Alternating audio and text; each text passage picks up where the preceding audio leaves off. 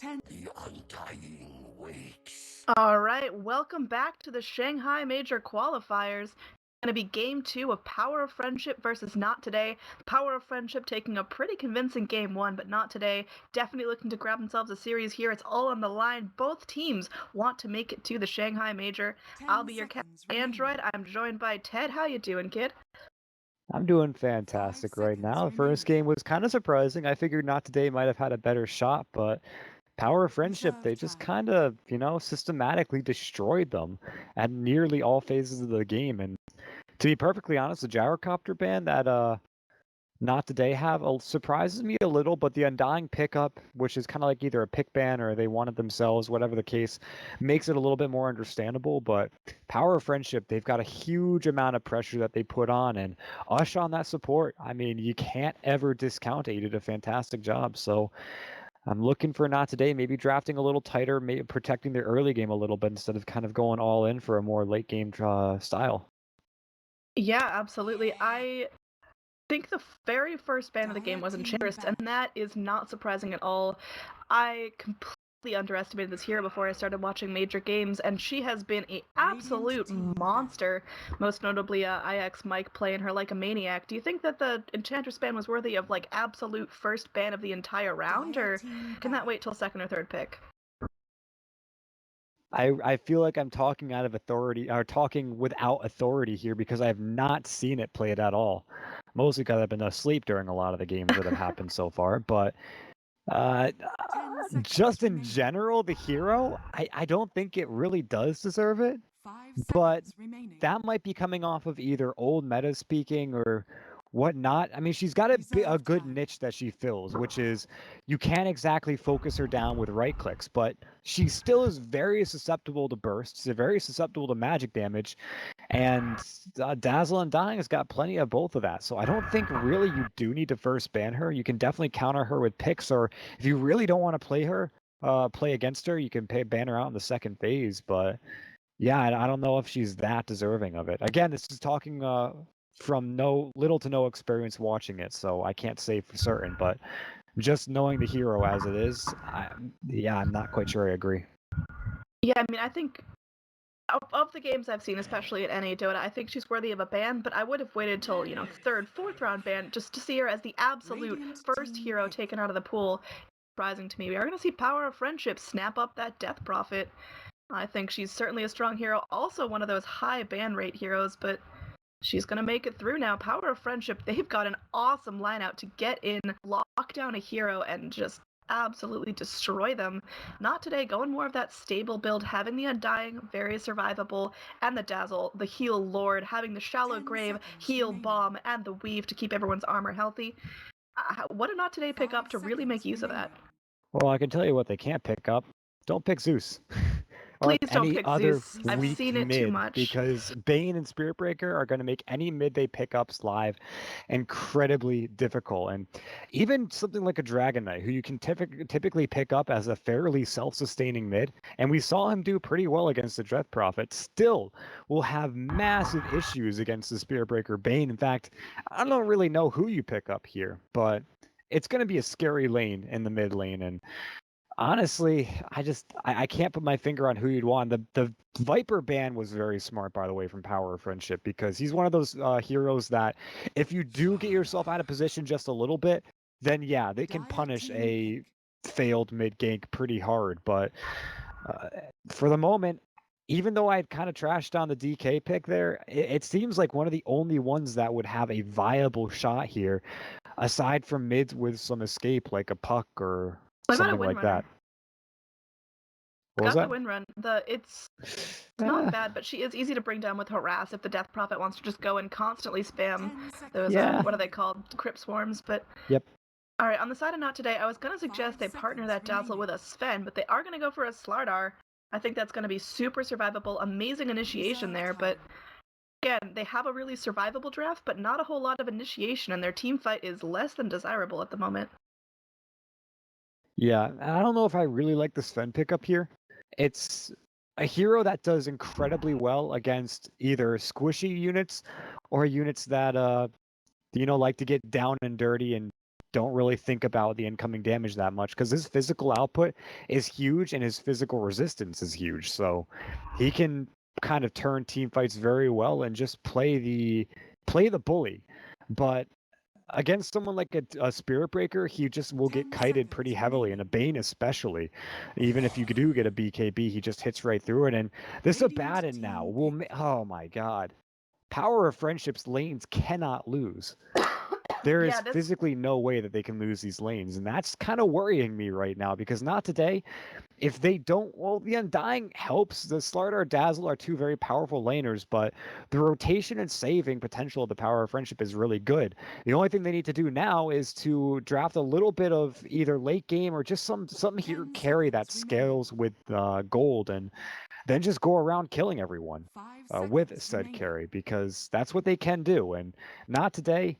They've got to bump up their defensive capabilities with the Dazzle. It already helps. The Slardar, it already helps. And then try to get some carries that have a decent early game, but can transition pretty well as well. And I mean, I hate bringing up something like the Luna, but it does have its place in some drafts, and this might be one of them. But the Dragon Knight will get picked up, offering another kind of defensive hero. And as I said, as far as the mid lane goes, you really can't go wrong with the hero. And even though this is a really tough mid lane to be in, he should be able to at least break even, if not, just not die. Yeah, I like the Dragonite pickup here. I'm just worried that not today. They're going for a very beefy, hard-hitting melee lineup, but Power of Friendship, they've got Initiation up the wazoo. They've also got pretty survivable heroes here. I'm very surprised the Abaddon made it through this far. Definitely in NA Dota, one of those heroes that usually warrants a second-round ban, but Power of Friendship, they're getting all the lockdown they want, and not today. I think they're trying to build survivable just to stand up to what happened last game, which is where they just got killed constantly all over the map and lost their advantage, but I don't know if this is really the solution. Well, I'm interested to see what the Power of Friendship are going to draft right here because at the moment, I really want to see how they're going to round out this draft a little bit. Sure, you can go complete early game aggression, but the problem with drafts like that, if you lose a team fight or you just let the game go too long, you drop and well, there's your Sven. They pick it up for themselves, and you know what? I like it, but a BKB is going to be very necessary here because the minus armor and the amount of stuns that Not Today have going to be pretty difficult. But on the same note, Power of Friendship have plenty of ways of getting that stuff off of Sven and just making his life really easy in the lane and beyond. So for right now, Power of Friendship, they have a really aggressive draft. They've got a lot of early game and a lot of mid game and pretty decent late with the Sven pickup. Not today. I don't know what they pick up here, but they've got to be ready for the storm because it's going to come at them in the form of a hammer. Absolutely. I'm surprised to see Sven on Power of Friendship. I usually see him with a babysitter like the Dazzle. I've seen him work unbelievably well with an Io, with an Oracle, heroes like that, but doesn't really have anyone that typically sits in lane, watches over him, heals him up, makes sure he gets set up for nice kills. So he's going to have a little bit of a tougher time coming online. But like you said, the late game potential is there, and oh, we got an anti-mage. So it's going to be a very questionable draft from Not Today, in my opinion. I think they're just focusing way too much on farming, hard-hitting big guys, and really forgetting that Power of Friendship, they've got some early potential to go in and rotate for kills before anyone has any items. So the last time I said one draft was better than the other, I kind of ate my words.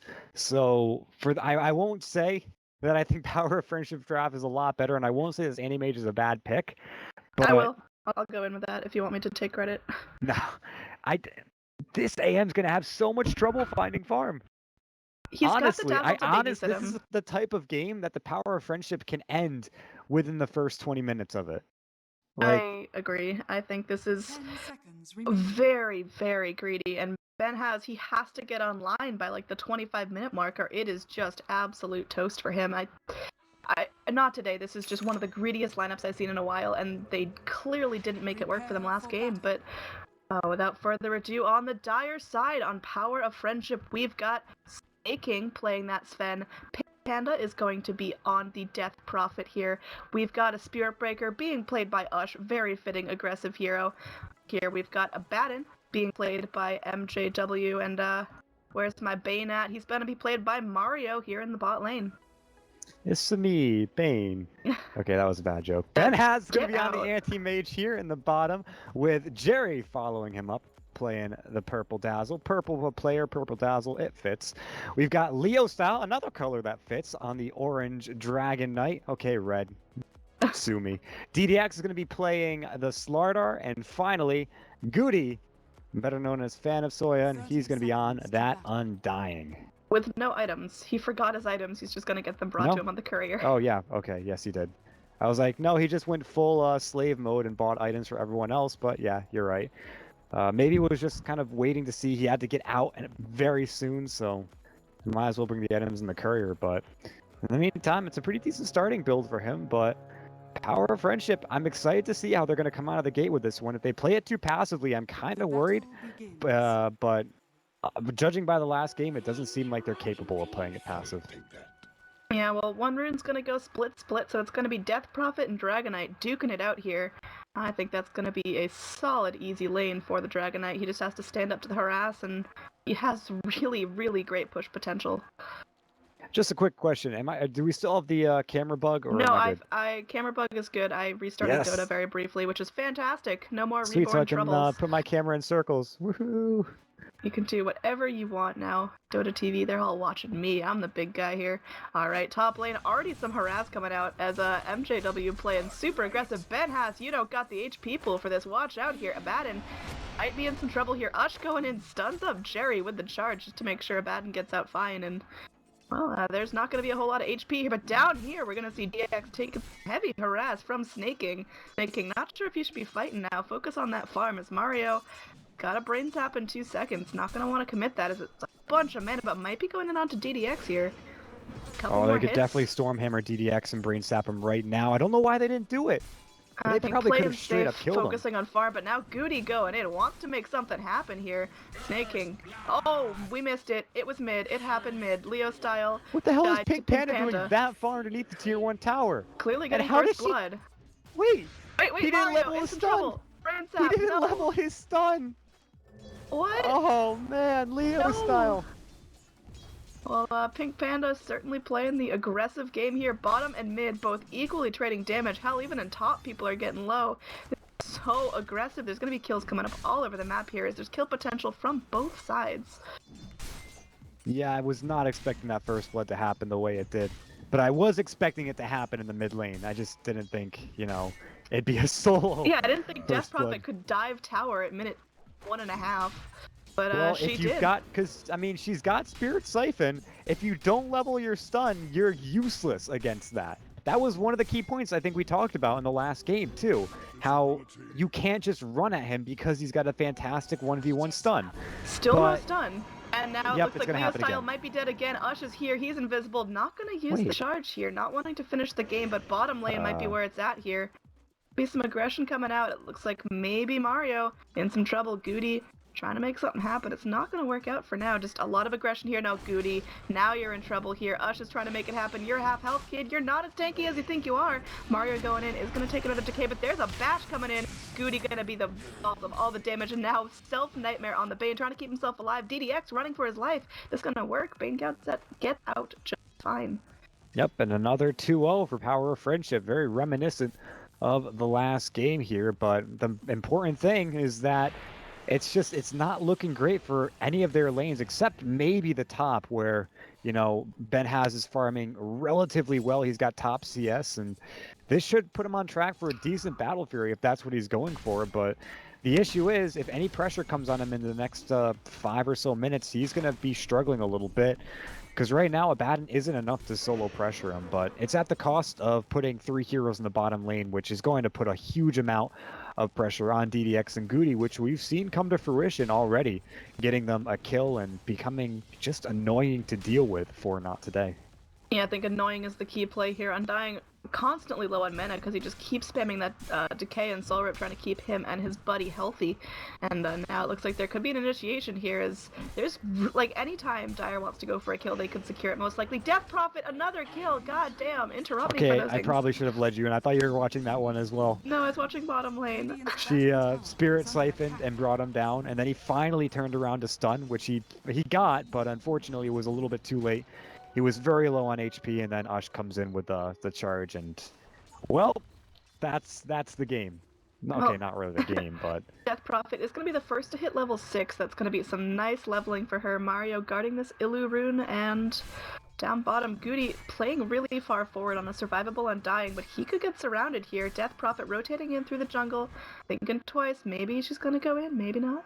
She has the ult ready to spend if she'd like to, and they could go for a double kill. There's going to be a charge onto DDX, committing the Spirit Breaker. He's going in, he's bashing the neutrals. They're going to be under tower here. They've got to play this a little bit safe. Ush letting him off with a warning for now, and looks like there's going to be a TP back to mid for the Death Prophet, not wanting to let too much XP and gold go the way of Leo's dial.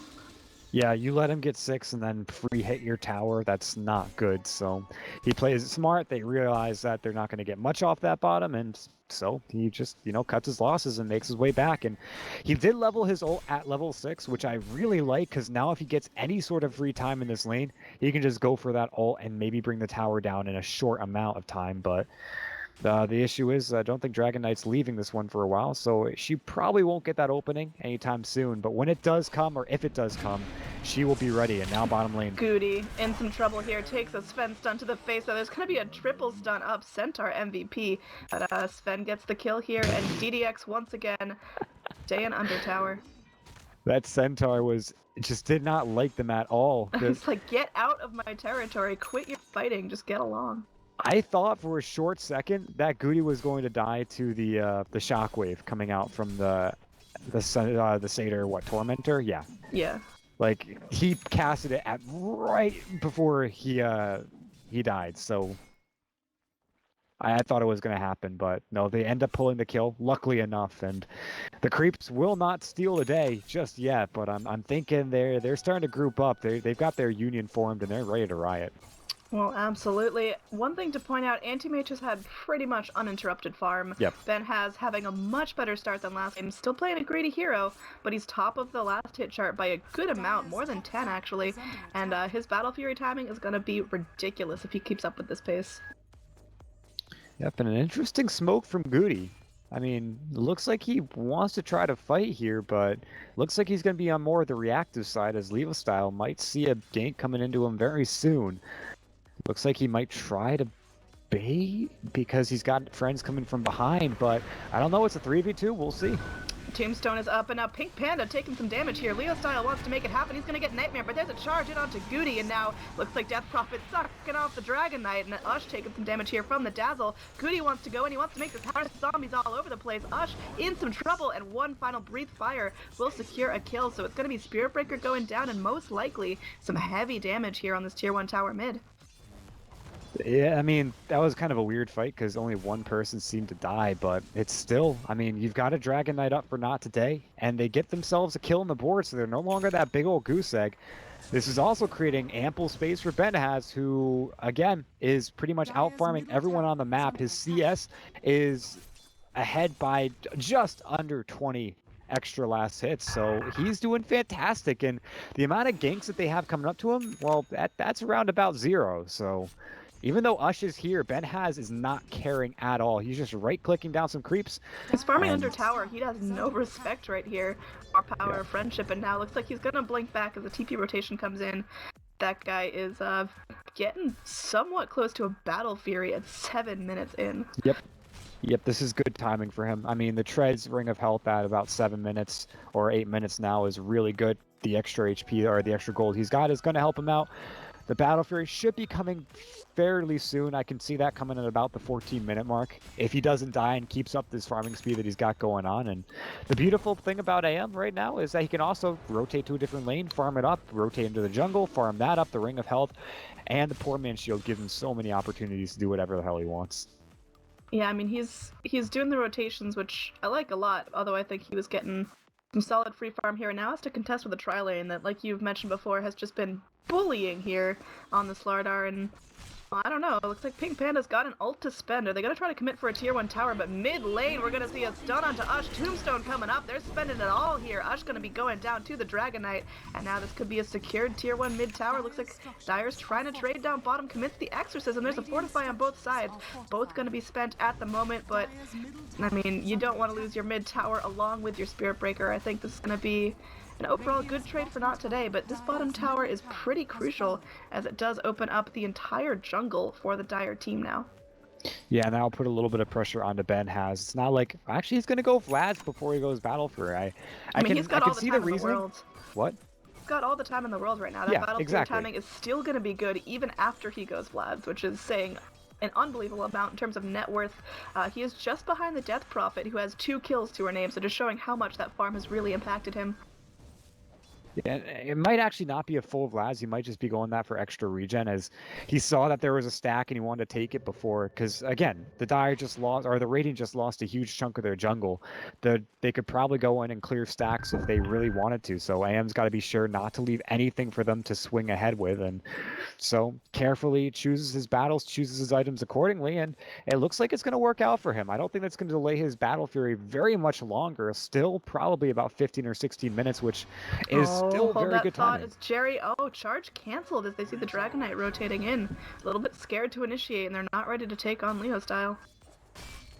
Smart. Ush, I mean, he's really aggressive. He showed it in the last game, but there's one thing, a mistake a Spirit Breaker can make quite often, and that's charging in way too often and ending up feeding yourself as a result. This is a hero that tends to snowball, get a lot of kill streaks, and even though he doesn't have one now, you never really want to die.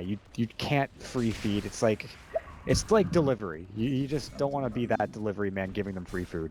So well played coming out from Ush, just putting a little bit of a cap on his aggression and being ready to go when he needs to go, as it seems DDX could be their next target. Snaking is just gearing up and ready to go for it. DDX at full health under tower, and there's Radiant heroes here to back him up. So this 4-man rotation, are they going to decide to go through with it? Because this could be pretty spooky if it doesn't go their way right away.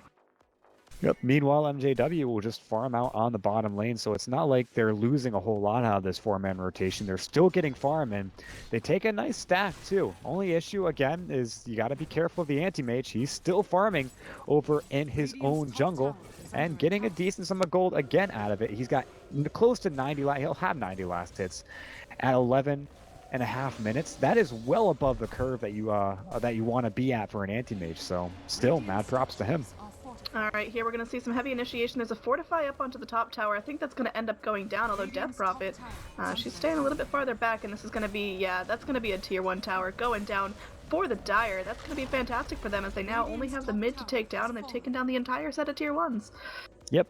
Get the objectives. It seemed to be something that they did fantastically well last game, and so why stop at this game? This time they got the Death Prophet. They've got the push every 130 or what is it, 100 and 200 seconds. Wow. Okay, the uptime's not 200 seconds, but or downtime rather, but it's still a decent cooldown, so they'll have to wait a bit. In the meantime, they can get back, farm up, and try to put pressure maybe on this AM if you can smoke into his jungle, but he's got enough support that it might not be the best idea. Yeah, he's gonna be fine, and he's only about 2k, no, not even 2k, he's about like 1k off from the Battle Fury, which is absurd, honestly. Already having a headdress, 4-man shield, and treads, that's gotta be one of the best starts you can ask for as an anti-mage here, and I mean his team, they're a little bit behind on kills, but checking the XP and net worth charts, it looks like Not Today, they're taking the XP lead, but in terms of gold, it's going towards Power of Friendship, and I think that's just because of the aggression in the farm coming out for them. Yeah, this is the exact same thing that happened last game. Not Today had the experience lead, but Power of Friendship just took hold of the gold and held on to it the entire time. So it seems that, yeah, I got that right. Power of Friendship are a little bit better at the farming, which is funny because Ben is actually ahead of nearly everyone as far as, okay, not ahead on net worth, but ahead as far as, hitting creeps goes, but his team is still further behind, and this goes to show you that getting towers and becoming aggressive, finding objectives, means a whole lot more than just kind of sitting back and free farming, but it might be a bit of a fight they can turn Leo around style here. going in, uses the Dragon Tail, catches out Pink Panda, but now all of the Dire just want to rotate back. They don't want to trade anything for this. They're just going to be heading out. They lose a tier 1 tower for nothing, but all their heroes are going to escape. They get heavy tick damage onto that tier 2. I think that's not too detrimental for the Dire. And now are they going to reinitiate here? Pink Panda, she's got a haste. There's going to be a charge in. Trying to connect onto Benhez, who's going to blink back towards the tower. Are they going to cancel the charge? No, they're just going to go in. It looks like the Dire, they're grouping up. They want to take this fight right now. It's going to be an ult. up from the Death Prophet. Cooldown feeling kind of short on that as the tower push has been almost constant now. Leo Style trying to do what he can. He's in that dragon form still. It's going to be expiring very shortly. There he goes, back to human mode, and they're going to secure a tier 2 tower. 14 game. That is the power of a push Death Prophet. And that is the Roshan tier 2 as well. So they just get that tier 1 and the Roshan's free for them. Or they can use that Death Prophet ulti to go for Roshan right now, which, you know, wouldn't be the worst idea. Yeah, it's going to be what they're going to do. They're going to use that the exorcism that they didn't use for the push. There is going to be an illusion that scouts it out, but I'm not quite sure they can even contest this while the exorcism is going on. So power of friendship. Free Roshan right here, and this is again an objective that gives them a whole lot of gold, whole lot of experience, and it's really troublesome for Not Today to have to deal with that Aegis on whoever they give it to, though it probably could be the Sven. Yeah, up top it looks like they're just going to be trying to be pushed out from the Radiant. Van Haas up here in the lane. He is going to be going for that Claymore Battle Fury. Almost done. Just trying to take some farm off of that. Obviously, you never want to see an Aegis go the way of a Sven. He's going to hit so hard. Yep. He's going to kill you all and then come back to life and not be scared whatsoever. Typically, they're going to hold on to the God Strength until the second life, but it depends on how the fight's going. So, like, if you had a BKB and God Strength, he would hold on to it, usually, unless he knows he can live through that first life and have no trouble. But otherwise, you go in, drop down the Storm Hammer, cast a War Crier, maybe, and try to get as much damage off, as much initiation off, until they inevitably bring you down, and then come back and reap havoc. So we'll see how they end up playing it. If it looks like they take a really good fight, then he might just pop it, and you know, that'll be the end of Not Today. In the meantime, a very nice stack for him to get. Both teams, I really like this about both teams. They are stacking up for their carries and making sure they get everything they possibly can out of this map, as Ben has around 16 minutes. We'll have that Battle Fury completed, plus some extra change to finish up the Vladimirs really soon. So as far as his farming speed goes, he is A-okay. And, you know, Dragon Knight, even though he's a little bit far behind, he's still farming pretty well himself. So it's not like the Radiant are falling really far behind in gold in their cores. It's mostly gold that's lost in their supports. And, you know, of course, Snake King's also doing a fantastic job at keeping himself really far ahead, too. Though he's behind the Anti-Mage, staying even with the Anti-Mages is more than enough. Yeah, that was, what, a Penta Ancient stack?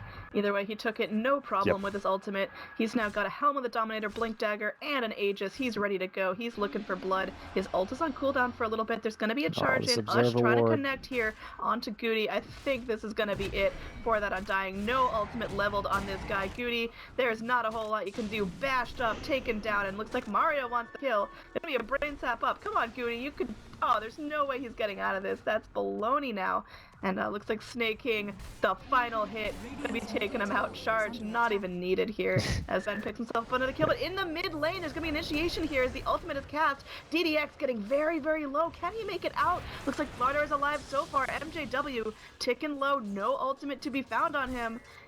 No one dying right now. That's a little bit of a cop-out. I'm really surprised they didn't go for that final kill in the Abaddon, but hey, I mean, they're playing it cautiously. The whole big thing about that mid-fight, though, is that no one really died, though. Death Prophet showing a bit of weakness. She had the Exorcism up, tried to go after that Tier 1 tower, and could not get it. So that starts to show a little bit of either hesitation from Power of Friendship or strength from Not Today that is forcing Power of Friendship to just, you know, play it back a little bit. Even though they've got the Aegis Immortality, they took an aggressive fight in the bottom lane, or I wouldn't call it a fight, just a straight-up gank, but could not seem to push that one any further than just a straight pickoff. All right, I have a question for you as a carry player. Yep. I know you pick the big guys more often than I do. Late game Anti-Mage versus late game Sven, assuming they're both continuing to farm fantastically, who's the bigger guy? God, Anti-Mage has... Okay, well, let me put it this way. If the Anti-Mage goes Basher, gets his Abyssal Blade proc off, and then gets a couple of lucky bashes, he can straight 1v1 the Sven and get the kill there. But if Sven gets the initiation and Anti-Mage can't blink away, then Sven wins the fight. So it comes off to a little bit of RNG off the bashes, but I'm assuming items here, and I will say that 9 times out of 10 the anti-mage will probably win in the straight-up fight, but it's not the straight-up fight that Power of Friendship are looking for here, and they're mostly going to be fighting as a team, and I think as a team, with the backup he's got, the Sven can definitely take it late against the anti-mage with the backup he's got, but it'll all come down to the initiation and who gets the first stun off. Speaking of first stun, there we go. Bash here onto Benhaz. He wants to blink away and get to safety. Looks like he's heading for the tree line. Will go in, just TP himself out. But a little bit of a BM play by the Sven there. He does take the Radiant Ancient, not stacked, but still a little bit of a screw you towards the anti-mage, stealing up his farm and trying to get this Hellbear Smasher. Aw, poor little kid, he didn't do anything wrong there. That was a bit of a deja vu moment there. That's the exact spot where Stun the Boar happened, so I don't know. It felt wrong. Either way, we are going to see a group up from the Dire. They're going to push this tier 2. Exorcism being cast. There is a Fortify available from the Radiant if they'd like to use it, so... Alright, Aegis reclaimed. Gonna be a fairly long Roche timer. We've got 5 minutes left on that thing, and that's gonna be the most melty tower I have seen in a while.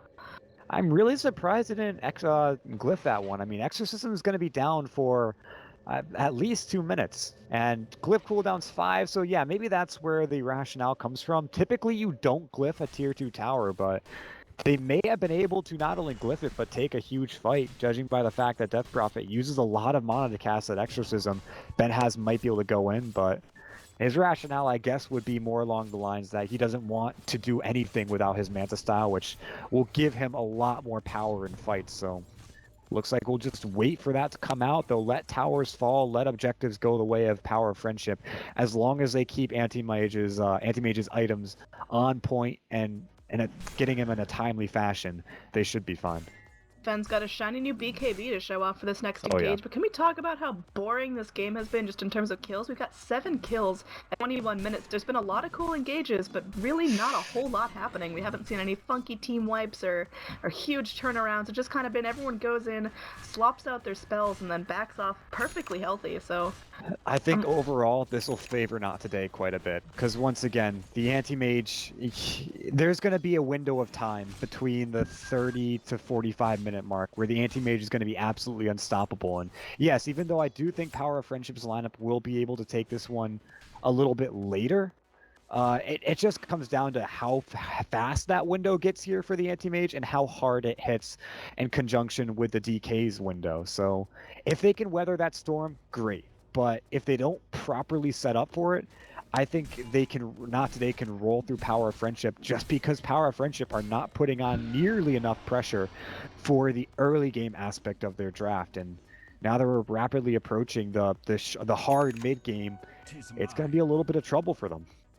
Yeah, I completely agree. I think Power of Friendship, they've got a nice window here. They've got really nice map advantage. They're just not applying the pressure they need to scare this. They're letting the anti-mage get too much space, and I mean, he turns into a big guy. Maybe they're just underestimating Benhaz from his performance last game, but this is a whole different ball game. He's now anti-mage with top net worth pretty securely, and it's not even 25 minutes yet. And this guy, he's just going to get bigger and bigger as the time goes on. And Snake King, and another yummy ancient stack, but... 5 ancient camps. My god. That's the second time he's taken a 5 stack, which is crazy. That's he's gonna go, nearing 1,000 gold. Just straight up right there. AC, you're just gonna gobble up a moon shard. Oh. Or the Hyperstone on Sven. If he goes Hyperstone, I'm gonna feel very validated. Wait, he has Hyperstone. Moon Shard. There we go. Because the Moon Shard build is my build for Sven. It's like... Wasn't your build for Sven no cleave? What? Someone has a Sven No, that was that one game on. we played that we were playing against passive bots. Like... I wouldn't know cleave because why not? But no, my build is full on cleave, Moon Shard, Helm of the Dominator, Blink. Well, we are going to see an Exorcism out from Pink Panda. Dazzle ult catches all of them with negative armor, but they do not even care. Snake King taking this tower, it barely tickles him. My goodness, he is tanky. That's not even his ultimate form, so gonna go up again, BM this Ancient's not even stacked, I guess, because the Radiant assume it's gonna get stolen either way. And Snake King crawling his way towards taking the top net worth slot.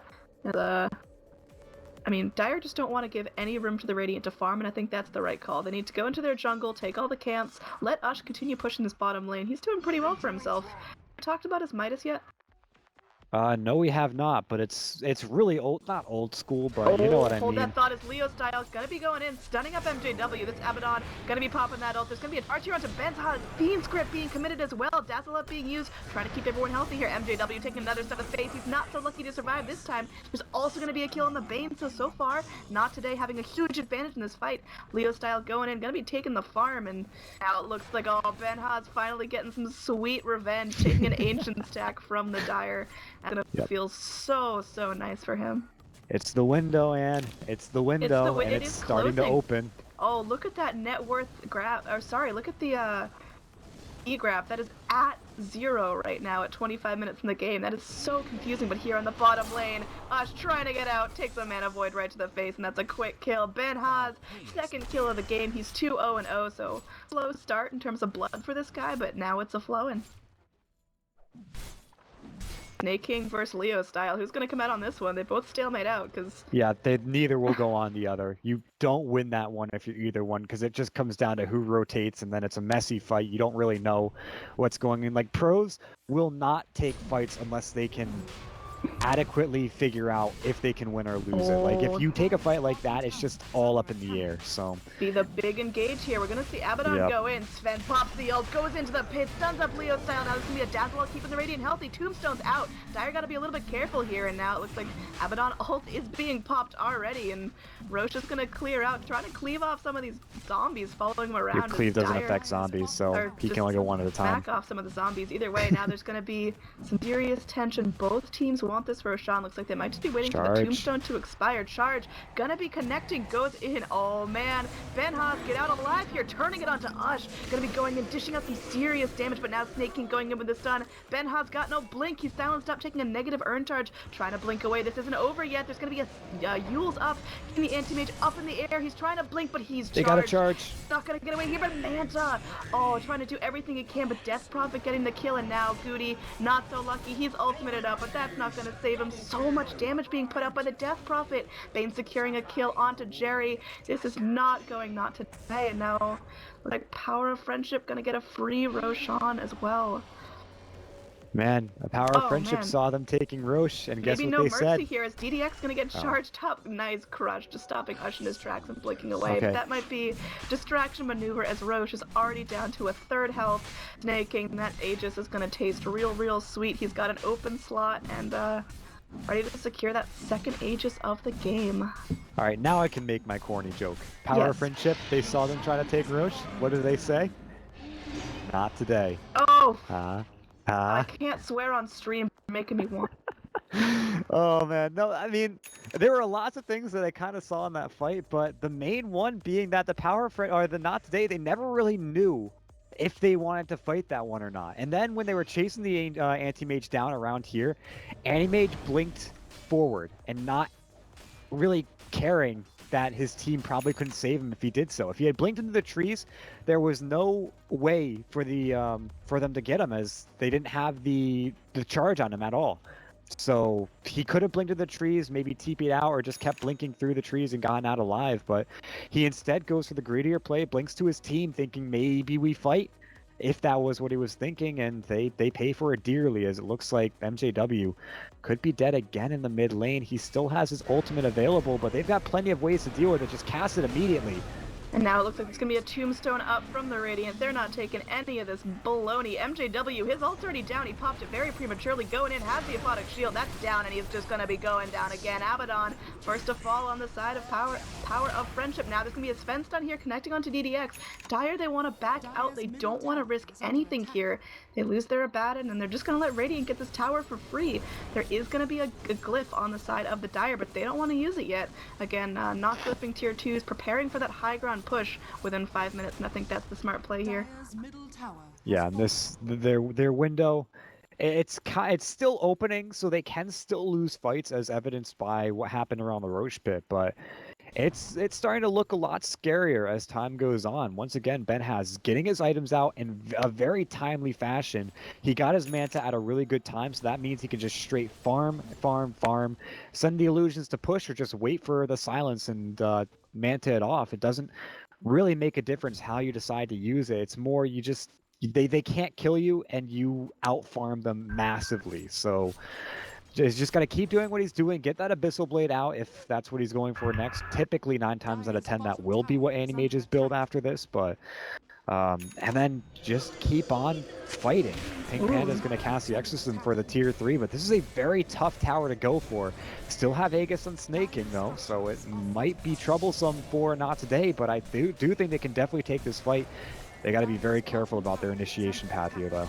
Snaking, there's so much negative armor on him right now, but he doesn't even care. He's got the and now DDX going in, goes the stun, and now Bane not having any of that. There is going to be a tombstone up. DDX, oh, just blasted. Abaddon goes in with that miscoil, and now it looks like this could be the first set of racks falling. Power of Friendship, they are showing no mercy, they are showing no breaks. They go in, Leo style catches out Snaking, he's got the Aegis, and he's ready to fight. He's just going to turn it, chunking down. Ben has early Shadow Grave being popped, and now MJW is in his ultimate form. Leo style being Fiend's Grip up, they could do this, they do. Looks like Dragonite immediate buyback, and still going in. Do they just finish off the racks here, or do they run? It's going to be a crush here. DX not quite catching out anyone. Spirit Breaker chunking towards that bottom lane, trying to get some farm for himself, and Dire lose nothing. They still have the Aegis on the Sven. Sven has to use his second BKB charge, but definitely a worthwhile price for a tier 3 and a melee rack. So that's going to make it really hard for Not Today to continue to clean up. The main part about that fight was how late the dragon form came into play. Because if they had it, I think it was on cooldown, because I looked at it when he initiated, or when he tried to follow up on the Slardar, and he had just casted it. So I think he was either he was holding onto it, which was the bad play, or it was coming off of cooldown, which is the understandable play. But Not Today, they went in way too early before that dragon form was ready to go, and it blew up in Slardar's face, quite literally. He goes in, gets immediately blown to bits, and then when the Dragon Knight goes in, there's just not enough control to help him out. Of course, the Anti-Mage blowing his Manta style pretty early in that fight.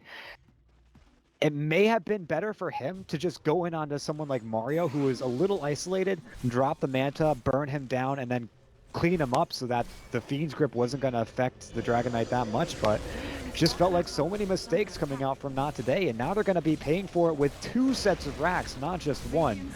This is very disastrous for them, and this could very well be the game.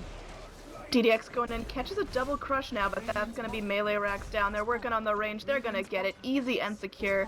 Looks like Dire, they got what they wanted. They're just going to get out super clean and engaged. They lose nothing. Power of Friendship, playing the smart game, playing the well-thought long game. They're not trying to go in and GG push it just yet, but they're slowly chipping up, getting the objectives they need. Aegis reclaimed, another decently long Roche spawn, going to be about 4.5 minutes out. And Radiant, what are you doing now? It looks like Anti-Mage still top of the net worth chart, but no one else following him up. It's going to be 3 Dire heroes after that. Yeah, and it's, again, I mean, Not Today. That window, I keep talking about it, and I felt like they had finally hit that point where they got unstoppable, but Power of Friendship, they realized that, yeah, they still have a little bit of weakness in their draft, and we can exploit that right now by just grouping up and pushing down mid. And they did it, and again, I think Not Today made a couple of mistakes in that fight, but all in all, it solidified this kind of permanent weakness that Not Today have now, because the Sven is keeping up with AM and farm.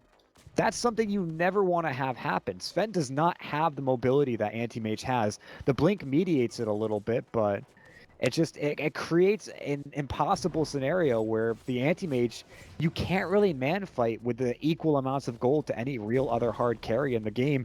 That's kind of why at the 45-minute mark he falls off, is because other carries start to catch up. I'm gonna let you finish, but we got a Fiend's Grip here on Ben Had, Snake King going in, chunking him down. There's no way he's getting out of life. He mantas out of it right now, trying to blink himself away. He has the Shallow Grave on himself. He's alive for now, and now it looks like the Radiant trying to scramble away. Dragonite doing what he can to keep himself alive, and looks like Dire gonna be cornered here in this little pit. Snake King pops the ultimate form. Pink Panda's still relatively healthy. Ben has reinitiating here. MJW could be in some trouble. Ben has getting very, very low. He can't fall here. He takes another Shallow Grave. MJW gonna go down. Snake King, oh no, this is gonna be detrimental as Anti-Mage does fall. Leo style now the target of all the Dire aggression, and that's gonna be the GG called out by the Anti-Mage. He just couldn't keep up with the Sven's farm.